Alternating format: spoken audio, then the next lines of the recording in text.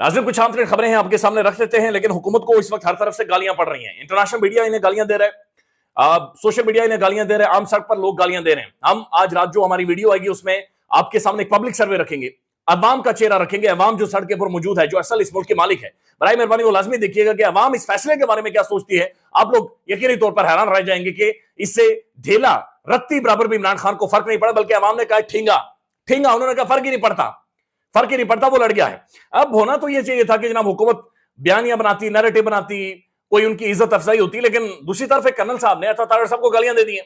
ये मामला उन्होंने यही शुरू किया, बल्कि मैं आपको सुनवा देता हूं। माफ कीजिएगा अगर आपके साथ पास कोई बच्चे हों या खवातीन मौजूद हों तो या तो हेडफोन लगा लें या साइड पर होकर बराए मेहरबानी सुनिएगा, चूंकि कर्नल साहब ने बिल्कुल तबाही पेल कर रखा है अता तारड़ साहब को, ला ला कर उन्होंने रखा हुआ है। ये जो स्पेस है, एक तो स्पेस के अंदर बंदा ही कोई नहीं है, यानी तीन लोग हैं, अता तारड़ साहब, आजमा बुखारी साहबा और सांदिला साहब हैं। ये 190 million pound mega corruption scandal, ये स्पेस इन्होंने शुरू करने जहां पे बंदा ही कोई नहीं आया, लेकिन वहां पर एक कर्नल साहब आए। कर्नल साहब के बारे में सुन लें। जी कर्नल साकिब साहब, आपका माइक खुला है जी, आप अनम्यूट कीजिए और बात कीजिए। कर्नल साकिब साहब, कर्नल साकिब साहब अनम्यूट करें और बात करें। खोती का बच्चा, लड़ती कंजरी का बच्चा, मुझे शर्म नहीं आती, बेगैरत इंसान, लड़ती। तो अता तारड़ साहब को पता नहीं ये क्या कह रहे हैं, लेकिन इंतहाई नासिबा किस्म के अल्फाज हैं कि खोती का बच्चा, लानती, तुझे शर्म नहीं आती, तो बेगैरत आदमी है। दैट्स वेरी सैड कि एक बिल्कुल स्पेस में आकर आप इस तरह से हुकूमती वजीर को इस तरह की गालम गलोच करें। बहरहाल बाज़ों का लिखा होता है, यानी आप जो भी करेंगे आपको गालियां पड़ेंगी। नाज़रीन, एक खबर है और ये खबर बड़ी परेशान कुन है, ये खबर अफसोसनाक खबर है, और ये खबर ये है कि हुकूमत ने बाकायदा से मौलवियों से फतवा दिलवाया है, और ये बड़ा अहम तरीन फतवा है। और ये फतवा इसलिए दिलवाया गया है, पाकिस्तान के अंदर नौजवान इस वक्त धमकियां मार रहे हैं, नौजवान अपनी जिंदगियों का सौदा कर रहे हैं। पाकिस्तान के इदारों के लोग भी इसके अंदर शामिल है, चूंकि हालात का फायदा उठाते हुए पाकिस्तान के नौजवानों को धमकी की तरफ लेकर जाते हैं। बराए मेहरबानी अपने बच्चों पर नजर रखें, बराए मेहरबानी नजर रखें। ये बहुत मुश्किल वक्त है, लेकिन आपके बच्चों की जिंदगी बहुत जरूरी है, इनकी जिंदगी जरूरी है। हुकूमत ने ऐसे हालात पैदा कर दिए, बल्कि मैं आपके सामने एग्जैक्टली रख देता हूं। ये जामिया नईमिया का गैर कानूनी तौर पर बैरून मुल्क जाने के खिलाफ फतवा, जामिया नईमिया ने फतवा जारी किया है। यानी हुकूमत को मौलवी साहिबान से फतवे दिलवाने पड़े कि जनाब ये ढंकी ना मारें। ये जो समुद्रों में कश्तियां उलट जाती हैं, जो बच्चे हमारे समुद्रों में वो मौजू के नजर हो जाते हैं, मछलियां उन्हें खा जाती हैं, बराए मेहरबानी ये इनकी जवानियों के ऊपर कुछ ना कुछ रहम करें। जामिया नईमिया ने अपने ताजा फतवे में गैर कानूनी तौर पर बैरून मुल्क जाने को नाजायज करार दे दिया है। इस फतवे में जामिया नईमिया के डॉक्टर मुफ्ती रागिब हुसैन नईमी और मुफ्ती इमरान हनफी ने वाजे किया है कि ढंकी लगाकर, यानी गैर कानूनी तरीके से मुल्क से बाहर जाना, ये गैर कानूनी है और ये शरई तौर पर भी नाजायज है। तो ये आप हसासियत को महसूस करें, ये एक तबाही को महसूस करें कि हुकूमत कितनी मजबूर हो चुकी है, ये निजाम कितना मजबूर हो गया है कि बिलाखिर उन्हें फतवे दिलवाने पड़ रहे हैं, चूंकि मुल्क के अंदर हालात ऐसे हैं कि कसम खुदा की इस मुल्क के अंदर लोग रहना नहीं चाह रहे। कसम खुदा की सड़कों के ऊपर लोग रो रहे हैं, लोग चीख रहे हैं, लोगों के जनाजे निकल गए हैं, बिल्कुल जिंदगियां उनकी, नौजवानों के पास चाय पीने के पैसे इस मुल्क के अंदर मौजूद नहीं है। लेकिन दूसरी नजर टिकटॉक है, आप टिकटॉक की फिल्में बनाएं और टिकटॉक की फिल्में बनाकर आप सारी दुनिया को दिखाते रहे और आप कहते रहे कि ना बच्चे हमसे प्यार कर रहे हैं या नौजवान कर रहे हैं। ये जो जामिया नईमिया का फतवा है, ये बहुत सारी चीजें वादे कर रहा है। नाज़रीन, ये बैनुल अक़वामी मीडिया को मैं आपको दिखाना चाह रहा हूं, ये अगर आप तस्वीर गौर से देख सकें, ये मैंने काउंट करने की कोशिश की है, ये तकरीबन कोई 60 से 65 इंटरनेशनल न्यूज चैनल्स हैं, बैनुल अक़वामी मीडिया है, बैनुल अक़वामी जरीदे हैं, अखबारात हैं। ये तादाद इससे ज्यादा होगी, मैं शायद कोई कम बता रहा हूं, इससे बड़ी तादाद है जिन्होंने इस सारे फैसले के ऊपर रद्द-ए-अमल दिया है। अब मैं हैरान हो रहा था कि सिंगापुर का मीडिया भी इसके ऊपर लाइव ट्रांसमिशन कर रहा है। खलीज मैगजीन ने यह लिखा है कि यह बोगस केस है जो जिसमें इमरान खान साहब को सजा दी गई है, या इमरान खान के खिलाफ जिस तरीके से मामला चलाए जा रहे हैं। मैं बल्कि कोशिश करता हूं कि कुछ एक जो मीडिया चैनल्स हैं या जो बैनुल अक़वामी रिपोर्टिंग हुई है वो आपके सामने रखूं, लेकिन उससे पहले ये एक तस्वीर है नाज़रीन, ये बल्कि वीडियो है, ये आप देख लें।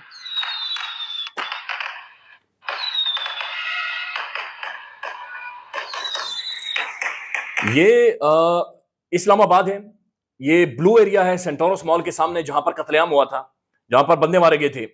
पुल पर ट्रैफिक रोककर आतिशबाजी का मुजाहरा किया जा रहा है। इस्लामाबाद पुलिस ने कोई रोका नहीं है, इस्लामाबाद पुलिस कोई सामने नहीं आई, ये खुलकर रात को आतिशबाजी हुई है।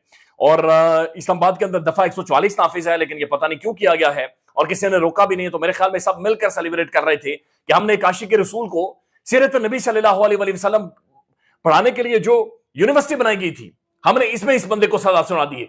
यानी आप खुन्नस देखें, आप खुन्नस देखें, वो इमरान खान साहब ने ठीक कहा था कि इनका ख्वाब है कि ये मुझे डरावा देखना चाहते हैं और इसके अलावा कुछ नहीं है। ये नाज़रीन, ये सिंगापुर मीडिया रिपोर्ट कर रहा है, ये सुन लें।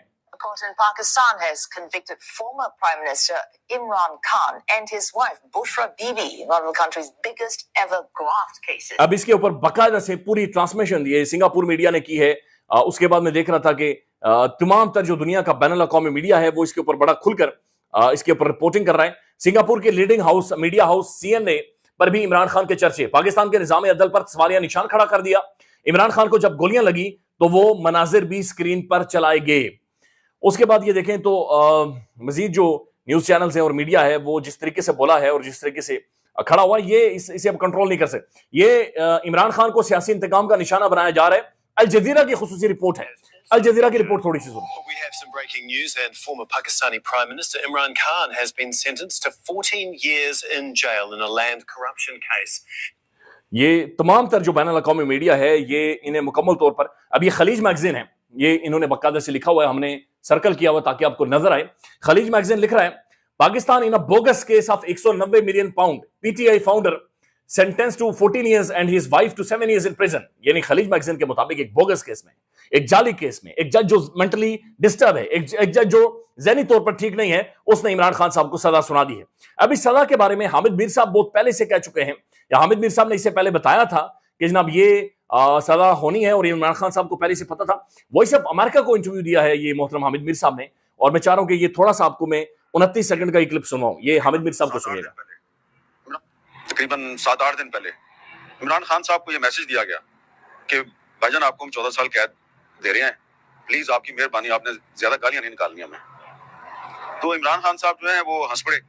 उन्होंने कहा यार ये किस किस्म का तुम मैसेज लेके आए हो कि मुझे कैद भी होनी है और गालियां भी नहीं देनी। उन्होंने कहा हाँ जी, बस हमें जो मैसेज दिया गया वो बस यही है कि आपको 14 साल कैद होगी और गालियां नहीं देनी। मतलब मैं तो गालियां नहीं देता, मैं तो जेल में बैठा हूँ। उन्होंने कहा नहीं, वो कहने का मतलब ये है कि वो जो सोशल मीडिया पर कैंपेन होती है ना, वो नहीं होनी चाहिए।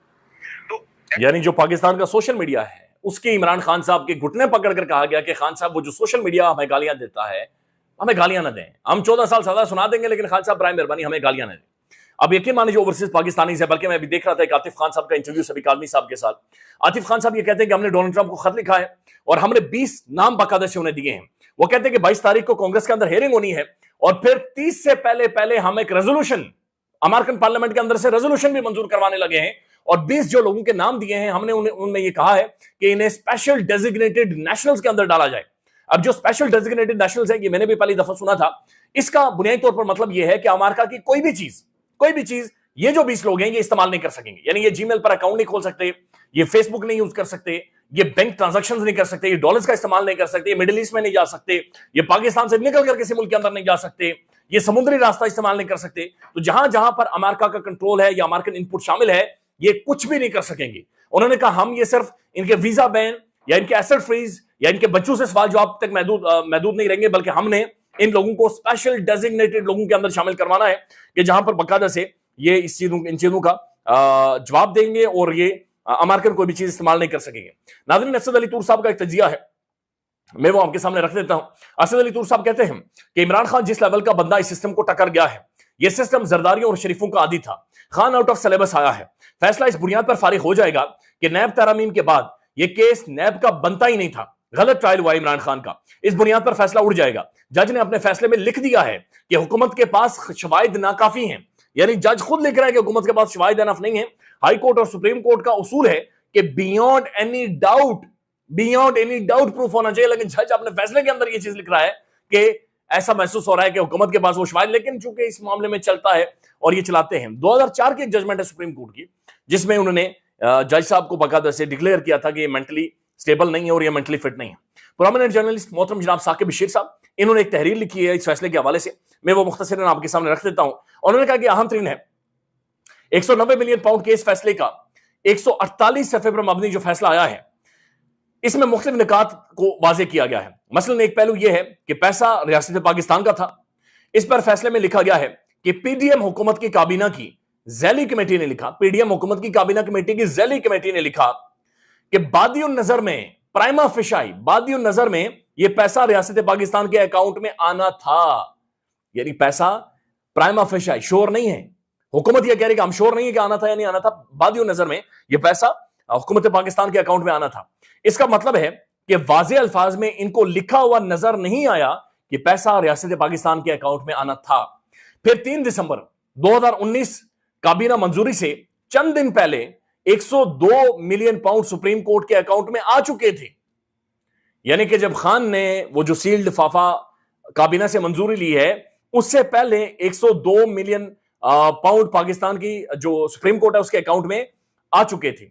अगर अकाउंट में आ चुके थे तो मंजूरी किसकी ली गई, यानी उस वक्त फिर किसकी मंजूरी ली गई थी? इस सवाल के जवाब में अदालत मुतमईन हुई कि 6 नवंबर 2019 को डीड ऑफ कॉन्फिडेंशियलिटी हुई, जिसके बाद पैसा पाकिस्तान मलक रियाज सेटलमेंट सुप्रीम कोर्ट के अकाउंट में आया है। अब यहां 6 नवंबर की डीड पर पीडीएम हुकूमत की कमेटी ने खुद इसकी असली होने पर शकूक व शुबात उठाए और लिखा कि फॉरेंसिक किए बगैर इसके हवाले से कुछ नहीं कहा जा सकता। अगर डीड पर सवाल साबित हो गया तो इसका फायदा हाई कोर्ट में मुलजिम को हो सकता है। फिर डीड मुतालिक वजारत खारजा की एक ईमेल का हवाला भी दिया गया है। यह भी लिखा गया है कि ईस्ट रिकवरी यूनिट ने, माजरत के साथ ये ईस्ट लिखा गया लेकिन ये एसेट रिकवरी यूनिट है, ने अपनी या फिर ईस्ट रिकवरी यूनिट है, अपनी प्रेस रिलीज में लिखा है कि पैसा रियासत पाकिस्तान का है। अदालत लिखती है शहजाद अकबर की काबीना को लिखे नोट से जाहिर हो रहा है, लेकिन साथ ही अदालत लिखती है कि एसेट रिकवरी यूनिट और एनसीए खतो किताबत का सारा रिकॉर्ड शहजाद अकबर और बैरिस्टर जियाउल मुस्तफा नसीम अपने साथ ही लेकर गए हैं। आखिरी बात ने फैसले की तशवीश बढ़ा दी है, जिसका फायदा मुलजिम को हो सकता है कि मुसद्दिका नकूल अभी तक नेशनल क्राइम एजेंसी ने फराहमी नहीं की है, मुसद्दिका नकूल फराहमी नहीं की गई, जिनमें मलक रियाज एनसीए सेटलमेंट जो अकाउंट फ्रीज हुए हैं, फिर जिन अकाउंट से पैसा सुप्रीम कोर्ट आया है उसकी मुसद्दिका नकूल मिली नहीं, यानी उन अकाउंट्स की जो मुसद्दिका नकूल है वो किसी के पास मौजूद ही नहीं। ख्याल रखिएगा, अपडेट करेंगे। अल्लाह हाफिज।